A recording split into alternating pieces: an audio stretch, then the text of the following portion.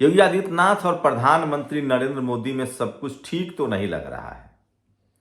इस तस्वीर से सब कुछ साफ है कि योगी आदित्यनाथ और प्रधानमंत्री में 36 का आंकड़ा है। मौका था नए बीजेपी के राष्ट्रीय अध्यक्ष नितिन नवीन के कुर्सी संभालने का। बीजेपी के सारे मुख्यमंत्री एक लाइन से बैठे हुए थे। जैसे ही प्रधानमंत्री आते हैं सारे मुख्यमंत्री हाथ जोड़ लेते हैं, लेकिन योगी आदित्यनाथ हाथ नहीं जोड़ते हैं। मैं फिर कह रहा हूं, ऐसे वक्त में जब बीजेपी में सबने सरेंडर कर दिया है, योगी आदित्यनाथ रीढ़ की हड्डी दिखा रहे हैं। लेकिन सवाल है कि यूपी में अगर योगी आदित्यनाथ दलित पिछड़ों को नहीं जोड़ पाए तो उनकी कुर्सी नहीं बचेगी। साथ ही एक और सोशल मीडिया पर वायरल हो रहा है, मैं तस्वीरें नहीं दिखा रहा हूं, बच्चे का चेहरा ब्लर करके दिखा रहा हूं। नितिन नवीन के छोटे बेटे थे, प्रधानमंत्री ने उनको उठाकर टेबल पर बैठा दिया। वो बच्चा डर गया, सहम गया। नहीं भरोसा है तो इस तस्वीर को देखिए जिसमें बच्चे का चेहरा नहीं दिख रहा है। उनके पिता उनको बाल में उंगलियां करने लगे। अमेरिका में जब चुनाव होता है तो लोग देखते हैं कि कौन फैमिली मैन है, जिनके बच्चे हो, बीवी हो, परिवार हो, और वैसे लोगों को वोट किया जाता है। लेकिन सोचिए, महिलाओं में तो ममता होती है, दर्द होता है, लेकिन एक पुरुष तभी उस दर्द को पहचान पाता है जब वो पिता बनता है। तो क्या योगी आदित्यनाथ हो या प्रधानमंत्री नरेंद्र मोदी हो या मोहन भागवत हो, ये सब नेता के लिए, कम से कम पुरुष नेताओं के लिए लागू होता है, चाहे वो राहुल गांधी हो। अगर वो पेरेंट्स नहीं बने हैं, अगर वो पिता नहीं बने हैं, तो क्या वो उस दर्द को नहीं महसूस कर सकते हैं? नमस्कार, मैं शंभू कुमार सिंह और आप देख रहे हैं नेशनल दस्तक। बात राजनीति की हो रही है तो बात यूपी की। यूपी में योगी आदित्यनाथ और प्रधानमंत्री में 36 का आंकड़ा है। एक तस्वीर से साफ हो गया। नितिन नवीन के जिस दिन कुर्सी दी गई उस दिन योगी आदित्यनाथ थे, लेकिन उन्होंने प्रधानमंत्री से हाथ नहीं जोड़ा। अखिलेश गाहे बगाहे ये बात कहते रहते हैं। दरअसल योगी आदित्यनाथ नाराज चल रहे हैं। क्या नाराज यूपी के प्रदेश अध्यक्ष को लेकर है? यूपी में जो प्रदेश अध्यक्ष बनाए गए हैं वो अमित शाह और मोदी के करीबी बताए जाते हैं। योगी आदित्यनाथ की उनसे दूरी है। क्यों? पहले स्वतंत्र देव सिंह थे, वो यूपी में योगी के छाया बनकर रह गए। पंकज चौधरी जो है वो मंझे हुए नेता हैं। सोचिए, वो 7 बार से सांसद रहे हैं, बड़े कारोबारी हैं, एमओएस थे, मिनिस्टर ऑफ स्टेट थे केंद्र में। ये अलग बात है कि वो निर्मला सीतारमण से ज्यादा आर्थिक जानकार हैं, लेकिन उनको राज्य मंत्री नहीं बनाया गया। चूंकि पिछले चुनाव में मंडल, महतो, कुर्मी समाज, ओबीसी का मैं फिर कह रहा हूं, एक समय था जब इस देश में कुर्मी यादव कुशवाहा को लेकर एक संगठन बना था। रामस्वरूप वर्मा को याद कीजिए, त्रिवेणी संघ।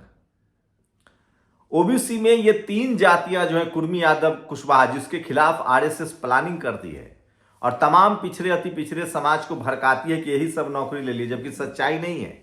जाति जनगणना बिहार में हुआ, दूध का दूध और पानी का पानी हो गया कि यादव कुर्मी कुशवाहा के हिस्से में सबसे कम गया है। लेकिन यह भी बात सही है कि दलित समाज के बाद सबसे ज्यादा सामाजिक न्याय की लड़ाई, एससी समाज के बाद सबसे ज्यादा रविदास समाज सामाजिक न्याय की लड़ाई लड़ता है, आरक्षण की लड़ाई लड़ता है।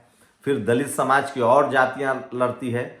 और अगर पिछड़े में बात करें, ओबीसी में बात करें, तो मुस्लिम ओबीसी नहीं लड़ते हैं। लेकिन कुर्मी यादव कुशवाहा चूंकि सिस्टम के हिस्सा बने हैं, वो सबसे ज्यादा लड़ाई लड़ते हैं।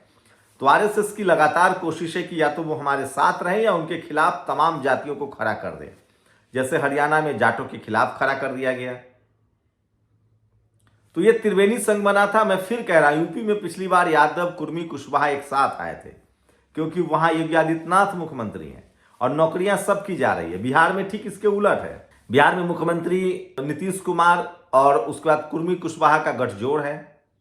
दलित में मांझी और पासवान समाज का गठजोड़ है। और इस वजह से बीजेपी को यहां सफलता मिलती है, गठबंधन की वजह से। और मुख्यमंत्री नीतीश कुमार हैं। डिप्टी सीएम के तौर पर सम्राट चौधरी मजबूत है, कुर्मी कुशवाहा।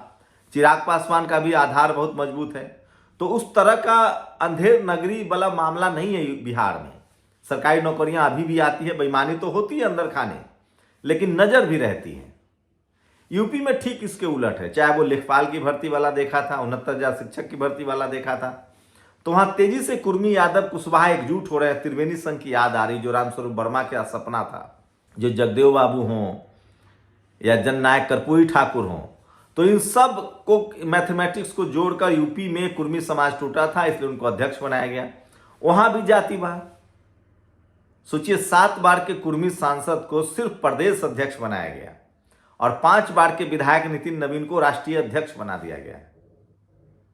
तो धीरे धीरे ही सही लोगों के परत खुल रहे हैं। मध्य प्रदेश में आप देख लीजिए, तमाम SC ST OBC के लोग जागरूक हो रहे हैं। तो बीजेपी की मुश्किलें और बढ़ती चली जाएंगी, क्योंकि अगर उन्होंने सही संख्या में कुर्मी, यादव, कुशवाहा को रिप्रेजेंटेशन नहीं दिया, अति पिछड़े समाज को रिप्रेजेंटेशन नहीं दिया, बिहार में वो यादव के खिलाफ तमाम जातियों की गोलबंदी करने की कोशिश कर रहे हैं, गठबंधन की वजह से कर भी रहे हैं, लेकिन सामाजिक न्याय की लड़ाई वो लड़ रहे हैं। नुकसान सबसे ज्यादा आरक्षण खत्म होगा, रिजर्वेशन खत्म होगा, नौकरियां खत्म होंगी, तो सिर्फ यादव की ही खत्म नहीं होंगी।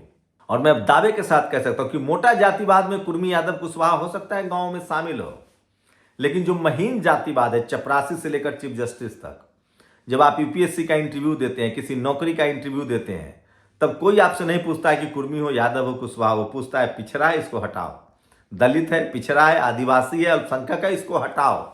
वहां जातिवाद कैटेगरी के आधार पर होता है। लेकिन RSS, बीजेपी लगातार लोगों को जो मोटा जातिवाद है, गांव में बकरी बांध लेंगे, गन्ना तोड़ लेंगे, ऊख तोड़ लेंगे, इस मामले पर कुर्मी, यादव, कुशवाहा को घेर कर और बाकी जातियों को खड़ा करता है। उनको रिजल्ट भी मिल रहे हैं। जैसे उन्होंने हरियाणा में जाट समाज के खिलाफ खड़ा किया, कभी उन्होंने महाराष्ट्र में गैर मराठा आंदोलन समाज को एकत्रित किया था। तो ये करने की कोशिश हो रही है। तो बीजेपी जहां चुनाव नहीं जीतती है वहां फूट डालो, लेकिन यूपी में मामला इस बार फंसता हुआ दिख रहा है। अगर अखिलेश यादव ने PDA, उन्होंने नारा दिया 37 जिताएंगे 27, उनके 37 सांसद हैं। अगर सोशल इक्वेशन ठीक रहा और अगर गठबंधन के लिए दिल बड़ा किया गया, मायावती जी या चंद्रशेखर आजाद से गठबंधन हुआ, तो यूपी में चौंकाने वाले नतीजे होंगे। अब तो ओवैसी को भी आपको साथ रखना पड़ेगा। आखिर मुस्लिम समाज आपको वोट दे रहा है, तो रिप्रेजेंटेशन देने में क्या दिक्कत है। अब समय गठबंधन का आया। सोचिए बीजेपी किस किस से गठबंधन नहीं करती है। तो देखिए 36 का आंकड़ा तो है योगी आदित्यनाथ और नरेंद्र मोदी में। तो क्या निकट भविष्य में यूपी में, अगर यूपी जीतना है, तो कोई पिछड़ा मुख्यमंत्री बनाए जा सकते हैं। केशव प्रसाद मौर्य को 2 बार से अटका के रखा गया। उनको तो पिछली बार चुनाव ही हरा दिया गया।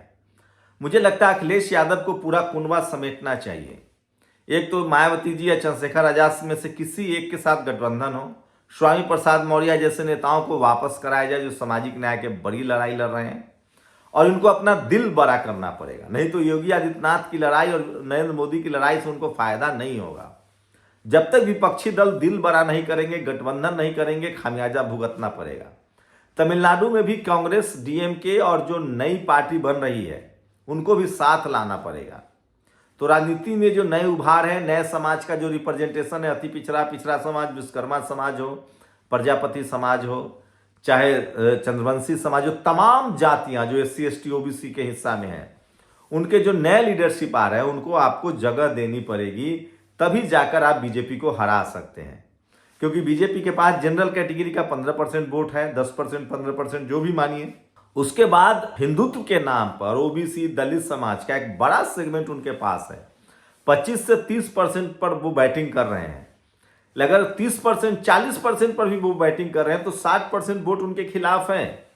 उस 60% को आपको साथ लाना पड़ेगा। इसके लिए कांग्रेस को भी अपनी हठधर्मिता छोड़नी पड़ेगी। तमाम बहुजन समाज के नेताओं को एकजुट करना पड़ेगा, सोशल इक्वेशन एकजुट करना पड़ेगा। नहीं तो ऐसा ना हो कि अब तो सब कुछ सामने है, SIR देख रहे हैं, EVM को लेकर सवाल उठ रहे हैं। मुझे लग रहा है कि ये अंतिम मौका होगा। अब तो असम में चुनाव है, असम में बीजेपी की मुश्किलें बढ़ती हुई दिख रही है। उसके बाद बंगाल चुनाव है, तमिलनाडु में चुनाव है, केरल में चुनाव है। उसके बाद में फिर कह रहा हूं 5 राज्यों का चुनाव बहुत अहम होने जा रहा है। असम का चुनाव, उससे साफ हो जाएगा कि कांग्रेस क्या करने वाली है। कांग्रेस वहां बड़ी पार्टी दिखना चाहती है, लेकिन ओवैसी फैक्टर वहां भी होगा।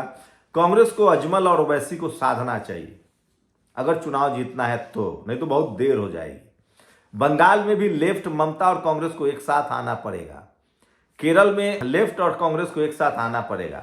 तो बहुत जगह बीजेपी इसलिए जीत रही क्योंकि विपक्ष अलग अलग है। तो अगर विपक्षी नेताओं का अहंकार इतना बड़ा रहा तो आप बीजेपी को नहीं हरा पाएंगे, क्योंकि बीजेपी माननीय कांसी राम साहब के फॉर्मूले पर राजनीति कर रही है, हर जाति और धर्म का नेता खड़ा कर रही है। आप लोग की क्या राय है, अपनी प्रतिक्रिया जरूर दीजिए। शुक्रिया। दस्तक की आपसे गुजारिश है कि अगर इसको बचाना चाहते हैं तो नेशनल दस्तक को सब्सक्राइब करने के लिए रेड कलर के सब्सक्राइब बटन को दबाएं, फिर बेल आइकन की घंटी दबाएं। नेशनल दस्तक को बचाने के लिए बहुत जरूरी है कि हर खबर को शेयर करें, लाइक करें, कमेंट जरूर करें।